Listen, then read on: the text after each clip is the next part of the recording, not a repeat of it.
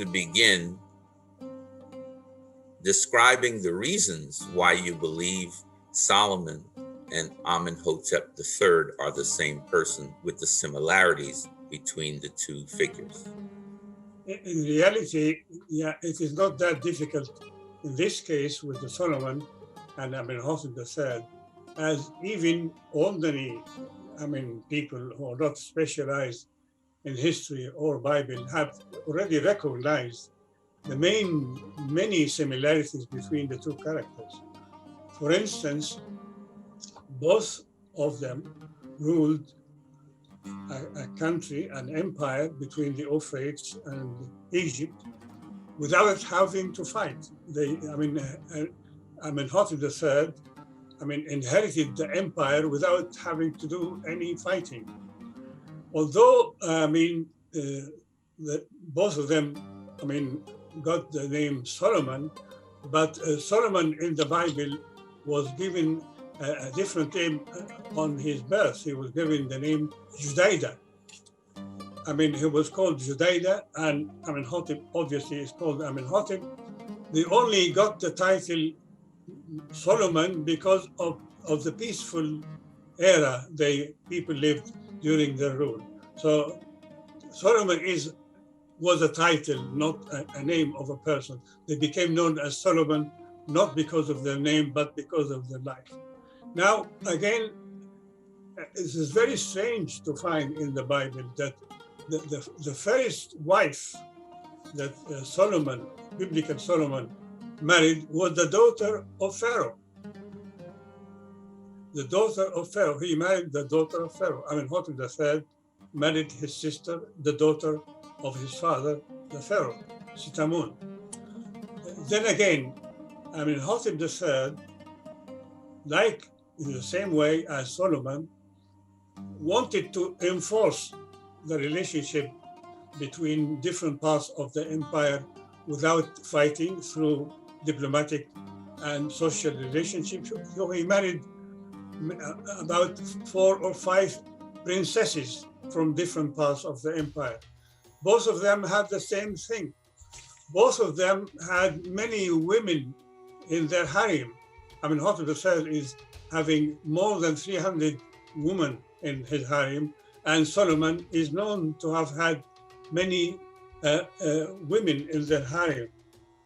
The taxing system, it's known that, according to the Bible, that Solomon established 12 different parts of the empire to pay tax. Each part pay 1 month's tax for the empire. This is the same system, tax system, that Amenhotep III used in Egypt, as well as building. It is known that, Solomon built a great temple for God, and he built the royal palace next to his temple. And this is the same situation with Amenhotep III, who built a new royal palace west of Thebes, which is now Luxor, and he built next to it his mortuary temple, his great mortuary temple, where the statues of Memnon are still standing now, the great statues of Memnon. Both of them were peaceful. Both of them, the wisdom, they were known for their wisdom because they did not go to war, to fighting, in order to establish the power, but to, communications, social communication, giving presents, having exchange marriages, and so on. So both of the men are doing the same. Both of them ruled for about 40 years. It's the similarities between the two are too many, and too obvious, really. Thank you so much for sharing those similarities. Okay, excuse me, I have forgotten one very, very important and very, in fact, 2 points. Although Solomon is known to have been built the temple for God, for the Lord, believing in one God. It is said that at the end of his life, he worshipped other deities. He was affected by his wives, foreign wives, and he worshipped other gods, including the goddess, Levantine goddess Ashtaroth. Amenhotep III worshipped different deities, the deities of Egypt.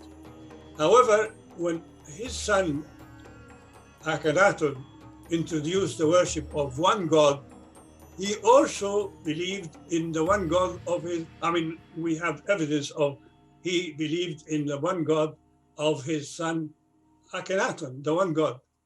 You see, so this is, you cannot believe in one God and many gods at the same time. This is a very rare situation. But both of them, Solomon and Amenhotep III, worshipped one God.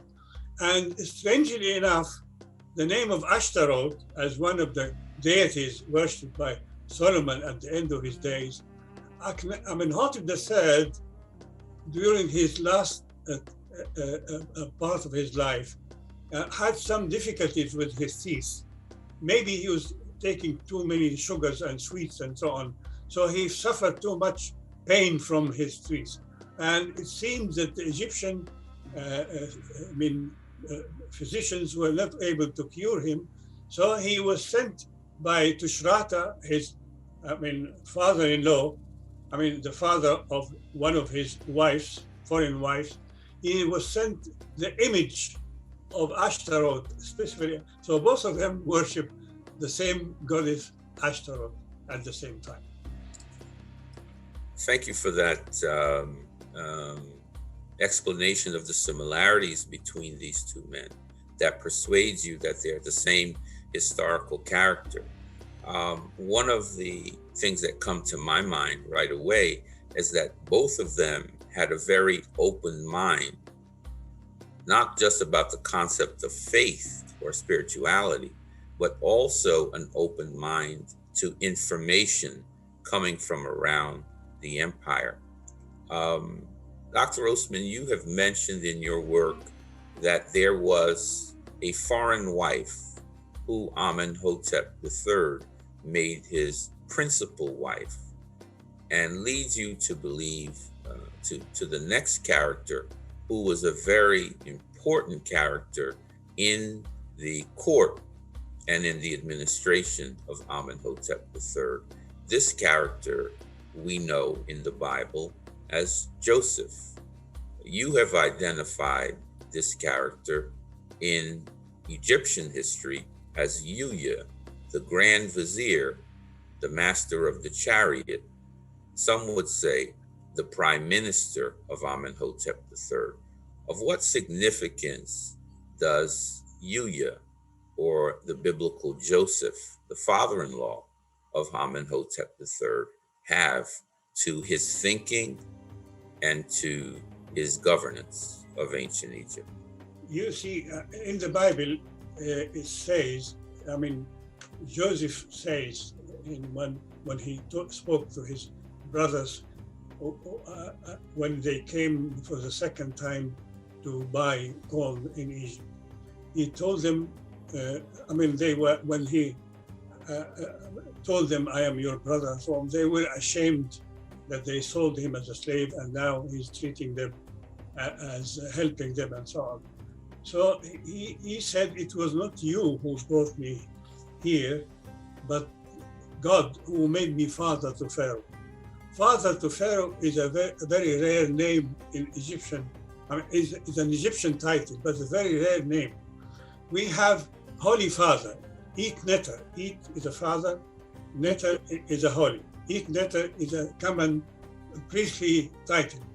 But his special title, Yuya's special title, Eat Neter en Neptawi, the Holy Father of the Lord of the two lands. And this is exactly the same title that Joseph mentioned to his brothers, according to the biblical story. So, and when, as the Bible story relates, when Pharaoh appointed him as one of his ministers, he gave him three objects, his ring and a golden necklace and a chariot, a small chariot. In reality, the three objects were found in Yuya's tomb. And obviously they represent, symbolize the jobs he was taking. And as we know, although Egyptians used the chariot of war during the 18th dynasty, but it was part of the army. It was not a separate unit in the army. The first time it became a separate unit in the army, according to Alan Shulman, the American Egyptologist, was under Yuya, when he has a title of Deputy of the King for Chariotry. So at that time only alone, the chariots became a separate unit in the army, separate from and we find in the Bible two mentions in the story of Joseph, two mentions of chariots. Once when Jacob and the rest of his family came to Egypt because it was Pharaoh allowed them to come. So Joseph went with his chariot to meet his family at the borders. This is at Goshen, the area where they settled down in northern Sinai. The second time, when Jacob died in Egypt, because Jacob died in Egypt, and Joseph took the bones of his father and he went to bury him in Canaan. So it said that Joseph took the whole chariots, with the charioteers, all of them. It means that he was allowed to take he was ruling over the chariots. He was the lieutenant of the chariots. So too many similarities. Now, I mean, it might be very strange that you see when Isaac, had two sons, Jacob and Esau. Esau, because he came first, although they were twins, believed that he has a birthright because of his birth, which we don't know what kind of birthright if there is no inheritance. But Jacob, who believed so much in the birthright, gave him a soup of lentil soup to buy his. Eventually, Joseph believed that his son, the 11th son, Joseph the dreamer, is the one who can, be interested in this idea of the birthright. So he made him this color coat and so on. So when he came to Egypt eventually, and he was I don't think, Amenhotep III married the daughter of Yuya, all right, whom I think to be Joseph, but he had more than 300 women in his harem. He could have made her one. He loved her, he wanted her, he could have made her one of his many wives, but no. What happened with Amenhotep III is he insisted against the wishes of the priesthood that she should be his royal wife, his queen, against all. Why did he do that? I think because, you see, he realized that she was descendant of his grandfather. Through Yuya, Joseph, she was descended from Thutmose III, David of the history. She was of the same royal family. So that's why he married her. By marrying the daughter of Joseph, Amenhotep III united the two branches of David's family. The one who of his own ancestor through the Egyptian queen, and the ones from Sarah. The two branches came to be united with him, and so it produced the next generation, which made the whole revolution in our understanding, which is Akhenaten and Tutankhamun. The Amarna, they call the Amarna king. Now, let's stay for a moment with one of the titles of Yuya, the master of the chariots. We have often heard of Solomon's stables, and Solomon's stables were said to have been in this city that the world knows today as Jerusalem. But from your work, that city was not always known as Jerusalem. That city was known by another name. So let's stay here with Amenhotep III. In your research around Pharaoh Amenhotep III, does the city now known as Jerusalem, and do these stables that were supposed to be at Jerusalem, are they facts in Amenhotep III's life? You see, from the list of the cities of Canaan mentioned in the conduct by Thutmose III, we find the name of Jerusalem as Kadesh. Kadesh means holy. The word Kadesh, which is now the Arabs call it Quds, which is the same as Kadesh. Quds means holy city. Mm-hmm. The same city during the time of Amenhotep III, from the Amarna letters, we have the letters coming from the city, it became known as Orushalayim. Or is the city, Shalayim is peace, the city of peace. So I think the city took the name Jerusalem during the time of Amenhotep III because he was Soloman, he was the king of peace. You see, and at the time also, Amenhotep III had many buildings. One of them, he established some chariotry, some part of his unit of his army in different towns in Syria and in Canaan. One of them was in Jerusalem, one in Bethel, and so on. And everywhere when he left his army unit, Egyptian army unit there, now the area is called in Jerusalem the Soloman Stables, which became next to the Muslim mosque, and which is used now as a praying area for the Muslims. You see, this was the area where the stable of the king, Amenhotep III, was left. And in each city where he had this army unit, he also built a shrine, a small temple for them to worship.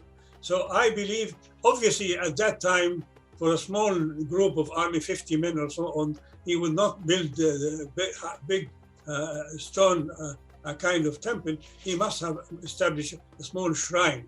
So the Soloman temple in Jerusalem, obviously it would be near the rock, by the rock, because the rock is known as the holy area in Jerusalem. He must have built the first temple of Solomon in Jerusalem, was a shrine for the Egyptian unit established there in Jerusalem, in the temple there. As we know, even the Jewish temple was not really built before in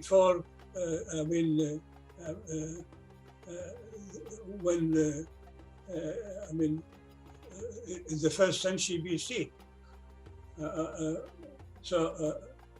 Although it was regarded as a holy place and worshipped there from the time of Ezra, 5 centuries BC, but it's only when the temple was rebuilt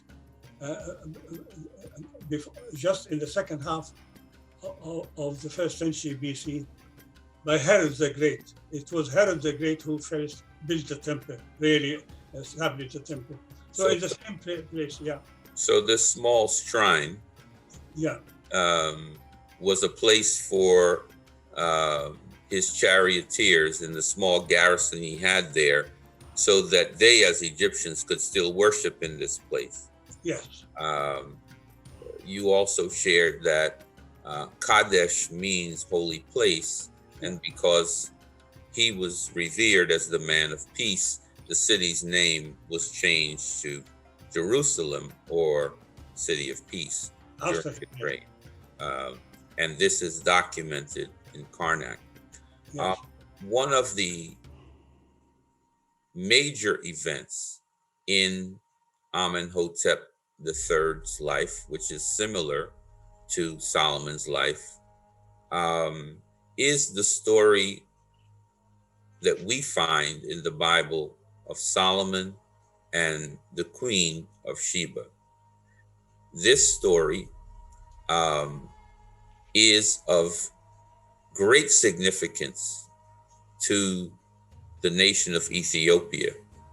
You cannot go anywhere in Ethiopia without hearing the story of Solomon and the Queen of Sheba. In fact, the Ethiopians contend that the Ark of the Covenant and Ark is still in a church in Aksum in Ethiopia, and Ethiopian royalty traces its line to Menelik I, who is said to be the son of Solomon and the Queen of Sheba.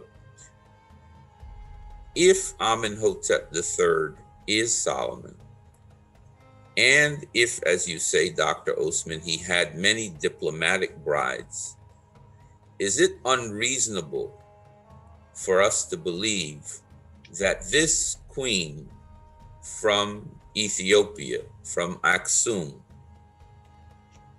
could have been one of these diplomatic brides?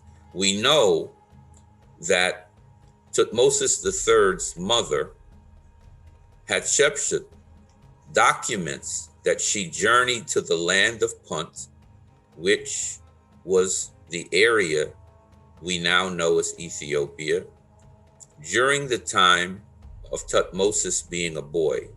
That means that this area of Ethiopia and ancient Egypt had contact even then.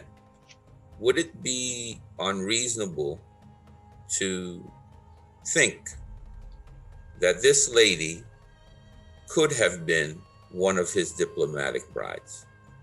You see, the thing is, the Egyptians regarded this eastern coast of Africa, I mean, Ethiopia and Somalia and so on, as the land of Punt. They called it the land of Punt.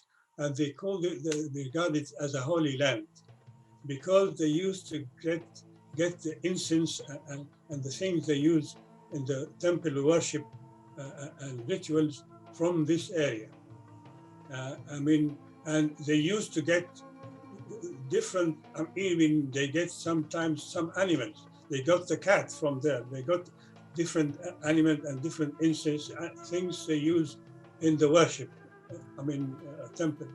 And as you said, during Hatshepsut time, the queen of Punt, this queen of this land, came to visit Hatshepsut. And Hatshepsut in her temple, we have scenes of her, her visit.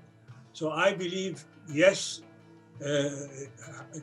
Queen of Sheba must have come, because they used to come every year, really, to meet the Pharaoh and bring presents with them. All the presents of this queen, as mentioned in the Bible, are found in this area. And you see, although regarding the ark, I don't believe it is the Ark of Covenant. This is not the Ark of the Covenant. You see, because the Ark of the Covenant had to stay until Akhenaten came to rule and so on. But the Egyptian king would not let his visitor, the Queen of Sheba, go back without a present. He would give her some present to take with her. And these presents, as usually in Egypt, they have to carry it in an ark. An Egyptian ark was certainly sent there because it carried with it some presents from Egypt with the queen. But before Moses and his ark, Moses came after Amenhotep III died, and his so it's not the Ark of the Covenant, but an Egyptian ark of some kind.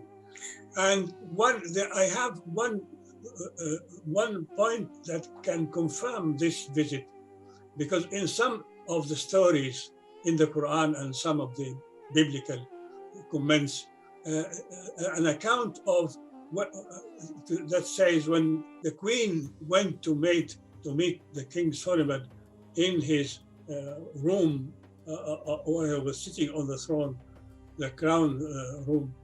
I mean, she saw as if there was water in the, water pool in the ground and the floor. So she left her dress in order not to, and if you go to the Cairo Museum in Egypt and to see the area of Amenhotep III, you find the floor that was part of the crown room in his palace. I saw it myself, and it's a painted water with some fishes and some in it. Yeah, I saw the ground myself in the Cairo Museum. The same area which you feel as if it was a pool, painting pool. This was a floor taken from the room of King Amenhotep III. Yeah, this is part of the, it made me think it could not be by chance that's how with the story. Yeah. So here we have documentation, and we have real evidence of contact between ancient Punt and ancient Egypt, going as far back as Queen Hatshepsut.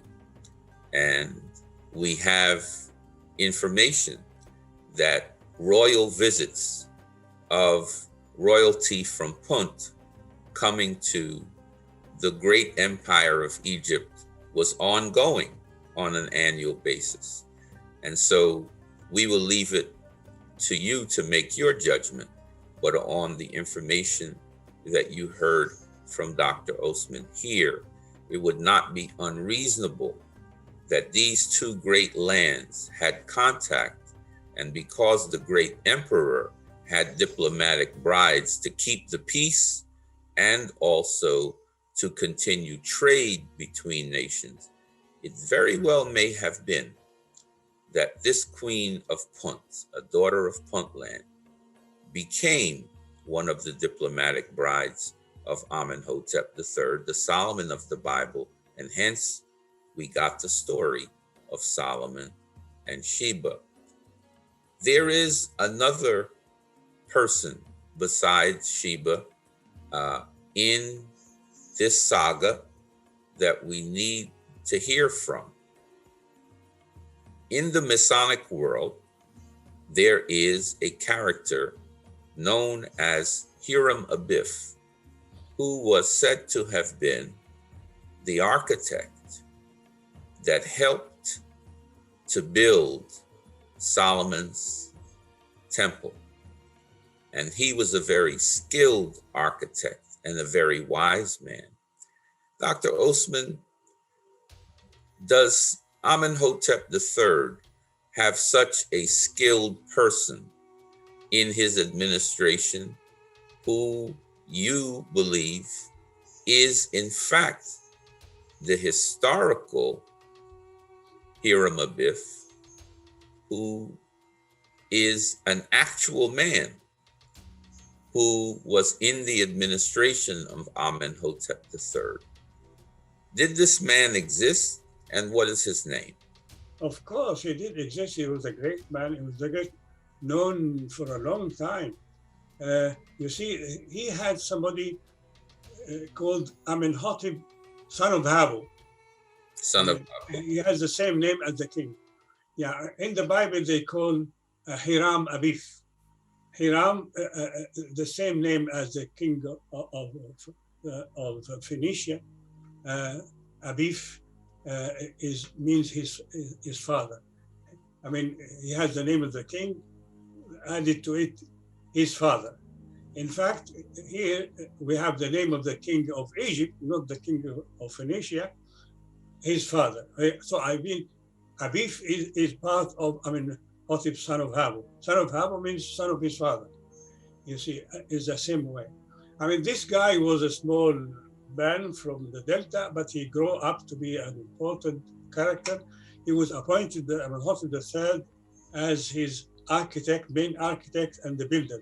He used thousands of men to build different, he built many temples, really. He built the temple of Luxor, he built the temple of Nubia, he built different temples in different areas. But the more important temple he built is the mortuary temple. I mean, the story of Solomon says that Solomon built a temple of the Lord, next to it, his own royal palace. In Jerusalem, they found neither this nor that. But in Egypt, we have in the area, on the west bank of Luxor, we found the remains of the royal palace, which was built by Amenhotep III during the time by Amenhotep, son of Habu. Next to it is his mortuary temple, his great mortuary temple. In the same, and exactly in the same way and the same dimensions as mentioned for the temple of Jerusalem and the royal palace of Solomon. And meanwhile, it is only in the Masonic tradition that they think that this guy was killed. This guy was killed. Now, Maniso, the Egyptian historian of 3 centuries BC, mentioned that son of Habu was killed, but nobody killed him. He killed himself. He was, he for some reason he was living at the same time of Akhenaten and the Israelites and the same God, and he saw things are coming bad for some reason, so he committed suicide. But as the Masonic story says, it was the king who searched for his body. He found his body, and he buried him in a tomb next to his royal palace and next to his temple. This is only found in the Masonic tradition, and in history we find it there.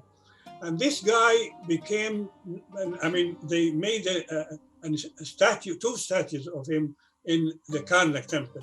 And he became the first in the history of Egypt, the first saint, the first mediator, where people used to go and pray for him to mediate with God. If they want to save the children from death or have some, something to, he became a saint. He was worshipped for more than 1,000 years until the Greek and Roman times. The people went and worshipped him and as a mediator.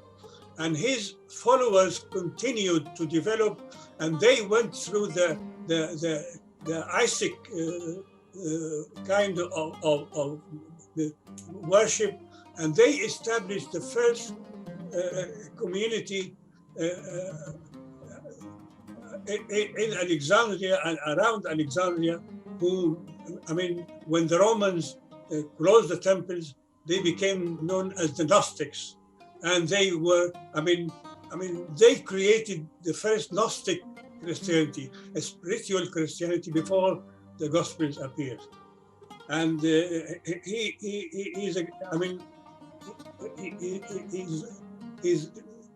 he was worshipped by people for more than 1,000 years. I think this is the real historical. Hiram Abif. Hiram Abif, by the way. Thank you so much for. But because the Masons, you see, were forbidden. They were persecuted by the Church of Rome, and they had no books. They have to rely on their memory. So when they went back, I think now they can confirm that the connection with the Alexandrian Gnostics is really who family, and up to the day of Amenhotep, son of Rabu, the great master. That is information that I'm sure is helpful in Masonic history to reveal the great master, the great architect, was a living flesh and blood man who existed during the administration of the great emperor Amenhotep III. The final area we want to explore of significance here is, you said earlier that the Bible tells us that Solomon worshiped many gods, but you also agreed that Amenhotep III was open to the idea of many deities himself. But then we find that Amenhotep III's son, Akhenaten, brings forward a concept of one God, the Aten. Dr. Osman, did Amenhotep III also open his mind to the concept of one God, the Aten, before his son Akhenaten took the throne? No, I don't think, not before. Akhenaten was the first man in history to get the idea of a concept of a God for all people with no image. Although Amenhotep III and David, were called the son of God. David in the Psalms were called the son of God. Priest Caiaphas, according to the New Testament, was accused Jesus condemned Jesus because he was claiming to be the son of God. Yes. But if we look at the Psalms, we find David called the son of God.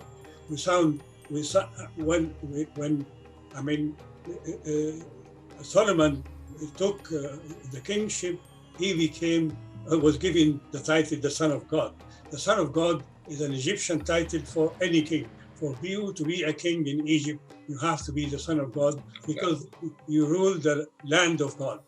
So I believe, no, it was not, although he was, he must have been influenced by his son, and he accepted his son's idea, but he did not. Before Akhenaten, nobody ever would. It was a completely new idea. And the reason for that, because Akhenaten was condemned rejected by the priesthood of Amun. They told him, you are not the legitimate son of Amun. So that's why he started to think, you see, and he came to idea, who is Amun? Amun is the god of Egypt, but the universal God who rules all the land.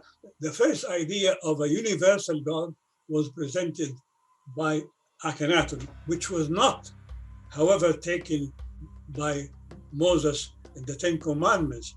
It was only taken later by Jesus. Jesus completed the idea of the universal God. Universal God. Yeah. So, final question on Amenhotep III and Solomon. Solomon and Amenhotep III are both remembered for two words: peace and wisdom. In the Bible, we find the book of Ecclesiastes and also the book of Proverbs. Many of the Proverbs are attributed to Solomon, and the book of Ecclesiastes is attributed to Solomon. Did Amenhotep III have wisdom books that are very similar to what we find in Proverbs and what we find in Ecclesiastes?